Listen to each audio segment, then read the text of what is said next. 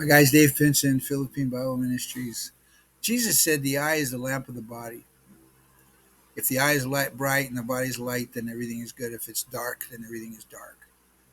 I struggled with that verse for a long time because I didn't really understand it. I'm not sure I still do, but I think I have something going on now that I want to share with you guys.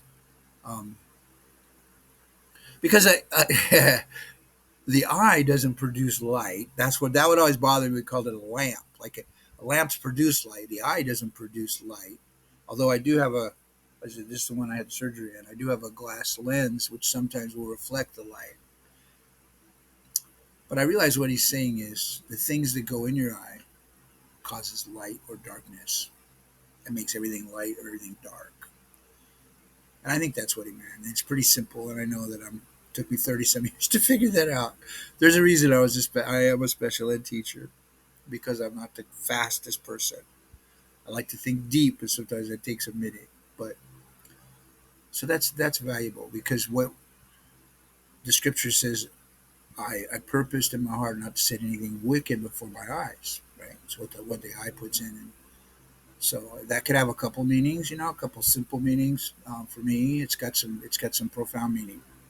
Um, because I love movies and I love entertainment. And, I am trying to veer away from that, and I have been for years. And because I believe Leonard Ravenhill when he says entertainment is the devil's substitute for the joy of the Lord. Not saying that entertainment's bad in and of itself. Like a little entertainment here and there, I think's fine. But it becomes an addiction for some of us, and for other people, like they don't even think of it entertainment. Like they just have the news on for 3 4 hours a day. They don't even think about it. But that's something. That's some kind of amusement. You're turning your mind off, and you're just anyway. So entertainment, a lot of entertainment today is pretty bad. It's not. It's definitely not Christ-like. It's definitely not something that you want Jesus watching. If Jesus lives inside of you and you're watching it, are you watching it with the Lord? Like, yeah, well, I know the language is bad, but it doesn't bother me because that stuff doesn't affect me. Or I know that they took off their clothes and did that, but it doesn't bother me because that stuff doesn't affect me. I know there's horrible scenes in that movie and they're doing horrible, disgusting things, but it doesn't bother me because I'm still a Christian. It doesn't bother me. It doesn't affect me. Well, good luck with that. I don't know if that's true. I don't see that true at all. Like everything that I see in Scripture says a little leaven's the lump, and we're affected by what goes in our, you know. Jesus said you're not affected by what you eat, right? You're not affected by. In other words, he's saying to some of my friends who may be Sabbatarians or whatever, it doesn't really matter what you eat. You're not gonna. It's not a sin to eat meat, or it's not a sin to eat pork or whatever, because that's what he was saying. But he wasn't saying everything that goes in you doesn't matter what it is, because what goes in you, what goes in your eye, what goes in your mind, what goes in your heart, can turn into good or bad, right? So, if the scriptures going in my mind, that's a good thing. Even most Christian movies are good. Some Christian movies are kind of iffy, and some are just kind of blah.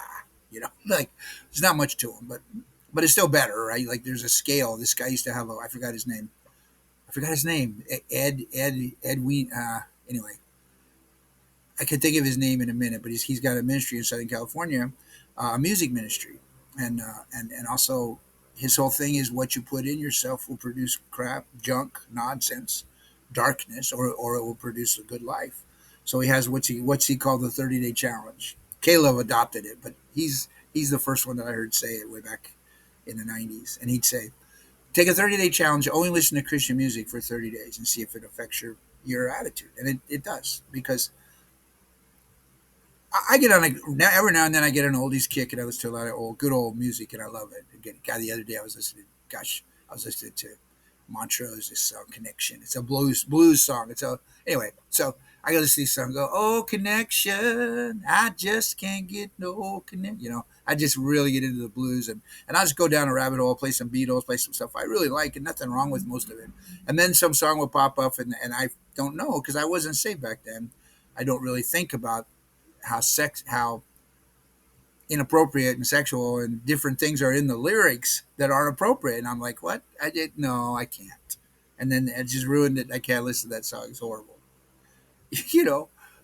So we have to be careful, right? So I think we have to be careful. And the way he described it, here's the way he described it. I'll use this. This is a good analogy. He says, it's like eating a poop sandwich. And he goes, what? I never eat poop. You're disgusting. What am I, a dog or something? They go, no, no, here, let me explain it to you. If you put a little poop in a sandwich and you can't taste it, you say, it won't hurt you. It's mostly good. Look, you watch this. It's mostly good. It's fine. But there's a little bit of poop in it. He goes, but still, is that what you want, right?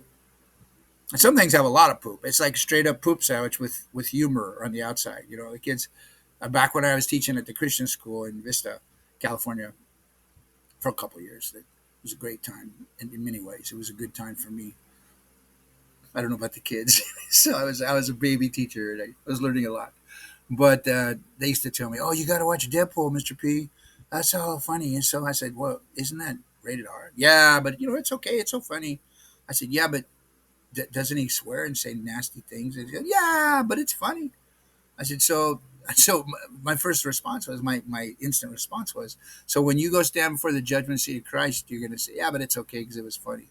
Yeah, but he disrespected me. The Lord's going to say he disrespected me. He was a disgusting. That's disgusting, horrible. So I tried to watch one once. I did. They have one that come out with fine PG-13, and I love superheroes, and I love the way Spider-Man's always making jokes. And I thought, well, this will be good if the guy's telling jokes, and if it's PG-13, maybe it won't be disgusting. Maybe it'll just be cute and funny, and I'll be able to watch it and experience. And the first couple jokes were hilarious. It was just hilarious. And then he said something about somebody's grandmother that was just absolutely disgusting, and nothing you ever want to think about. I still can't get it out of my mind what he said because that's what happens to my mind. That stuff goes in my mind and it just sticks there. And it's like, what about this? It's like, oh, that's horrible. I don't want to think about somebody's grandma like that. So that's my answer. And I would always tell the kids, oh, why don't you watch? Because even in my special ed, and some of my special ed kids are really smart, right? Some all different. I had all different flavors and shapes and sizes. And some would say, well, Mr. P, why don't you watch rated R movies? I go, well, because, and so sometimes I would just say, I'm not mature enough. It says mature. I didn't say I'm not mature enough. I don't drink adult beverages either because I'm not adult enough to handle that. Because for me, it makes me idiot. It makes me childish and foolish and stupid. It doesn't make me adult. Why? What are you adult entertainment? Well, it's okay. So, since sinning and destruction and death and we just go down the list of sins in a couple of the scriptures, right? And then watch something and say, okay, check, check, check. You know. So be careful, careful little eyes what you see, right? Because it goes in your soul and it changes you and it does change you and I find now that I still love entertainment and the PG-13 has become a little more they've cranked it up a notch or two. It used to be one F-bomb, now I think it's three or I don't know, it's just. And the shiitake mushroom, I do chicken cussing sometimes, so we call it shiitake mushrooms. I think I got that from Spy Kids. So that has become so common, and I've seen it so much that I actually heard it coming out of my mouth. And I don't like to use those words. I don't. I do. I just feel like it doesn't honor anybody, and I feels like it makes me look small. And I don't want to be small. I want to be His, and I want people to look at me and see a godly person. I know I'm not perfect, and and everybody knows that it's not a secret. But I want to be godly as much as I can. So I watch what goes in my mind and my heart and my soul, and because I know for me now maybe you guys are above it. Maybe you can watch people taking their clothes off and doing stuff, and it doesn't affect your mind, but it affects my mind. It affects my mind, and even some of the clothing they wear and some of the stuff it affects my mind because I'm a guy, and guys have that's the other side. Guys have really bad minds. If women knew that, if young girls knew that, most of them would never dress that way. I said, here's a funny story. I'll close with this because it's going a little longer. I was hoping this would be a 5 minute. I was when I got my surgery on my eye. I was having a hard time seeing. I was having a hard time seeing, and I think I forgot my glasses or something one time, and I was trying to see. I was looking for someone coming up the escalator at the mall in Cagayan de Oro, and I was having a hard time seeing, so I was like staring like so I could see. I was like, because this was really bad. I used to wear a patch and maybe I think I forgot my glasses or something, so I couldn't really see. I'm looking for one of the ants so I can say, hey, come over here. Here we are. And this girl comes up and she's wearing a scant, a little halter top, but it's kind of open and showing what a lot of people show, and everybody thinks it's normal, and that's fine. But because I couldn't see and I was staring at her, she got embarrassed, and she's like, she's holding herself, and she walks away, and she's like this, like, and she's probably thinking I shouldn't have worn this. So that might have been a warning for her. Now it's humorous in a way because I wasn't trying to do that, but it makes my point. It totally makes my point of what it is.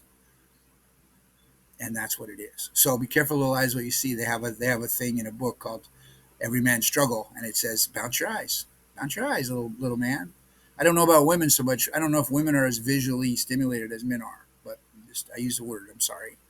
So this one is rated PG-10, or whatever it is, 10Y maybe, I think. So anyway, God bless you guys, and be careful what you put in your mind and your heart and your eyes. And it's not okay. It's not, to me. It's not okay. You live your life the way you think Jesus would want you to live your life. And if you think He's okay with you cussing or whatever, because He'll forgive you, then you go ahead and do that. But if you think that might be a bad testimony to other people, which I think it is, then maybe you should think about that, or at least respect other people. But for me, it all starts with what I put in my heart and my mind and my soul through my eyes. I try to read good stuff, and I try to watch decent stuff. But I do still enjoy my adventures, my action adventures. So anyway, pray for me that I will keep that on the right curb and right over here where it belongs, and not right here. So God bless you guys, and ta ta for now.